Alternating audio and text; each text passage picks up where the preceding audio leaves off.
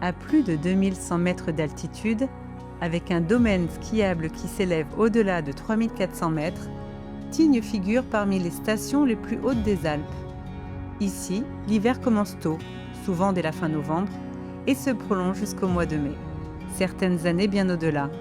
L'altitude n'est pas un atout ici, c'est ce qui structure tout. L'énorme avantage ici, c'est qu'en est en altitude. On a également un glacier, le glacier de la Grande Motte, ce qui nous permet de skier très haut. On monte jusqu'à 3400 mètres d'altitude. Relié à Val d'Isère, Tignes fait partie de l'un des plus vastes domaines skiables d'altitude d'Europe. De longues descentes, un dénivelé impressionnant, un terrain technique. C'est une station pour skieurs engagés. Ici, les clients viennent rechercher vraiment du grand ski. Le genre de piste où on est obligé de s'arrêter au milieu pour faire une pause et reprendre sa respiration.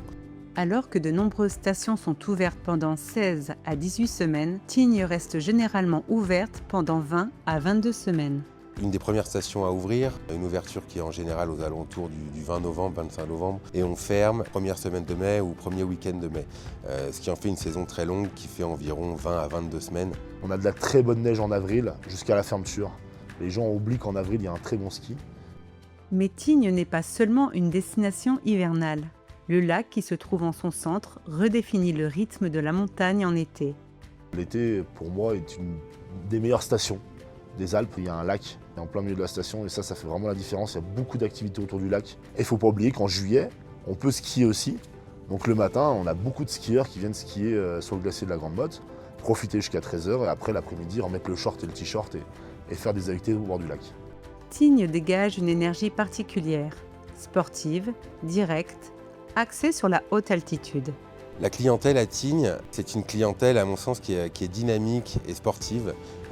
Ici, on vient faire du sport, on vient s'oxygéner. C'est d'ailleurs un territoire de sportifs. Ces dernières années, Tignes est entrée dans une nouvelle ère. Une vague de rénovation et de réaménagement est en train de transformer le paysage résidentiel. Alors qu'autrefois les petits appartements de 20 ou 30 mètres carrés prédominaient, les nouveaux projets offrent désormais des volumes bien plus spacieux. Aujourd'hui, grâce aux nouvelles opérations qui sortent, nous arrivons à avoir des surfaces très confortables avec des appartements qui font 60, 70, 80, jusqu'à 150 mètres carrés environ, avec évidemment la possibilité de créer de plus grandes surfaces si nos clients souhaitent combiner des appartements. Et surtout, les tarifs restent très compétitifs pour une station située à cette altitude. On est sous la barre des 20 000 euros du mètre carré, ce qui en fait pour un domaine d'altitude un prix très compétitif. Un positionnement qui suscite un intérêt croissant chez les investisseurs. Structuré en plusieurs villages complémentaires, Tignes révèle différentes manières de vivre la montagne. Une identité plurielle, unie par l'altitude. Tignes ne cherche pas à imiter d'autres destinations alpines. Elle assume pleinement son identité. Haute altitude, axée sur le sport, sans compromis.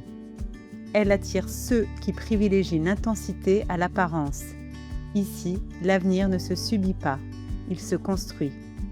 Et dans un monde de plus en plus défini par l'altitude, l'accessibilité et la résilience, Tignes se trouve exactement là où elle a choisi d'être.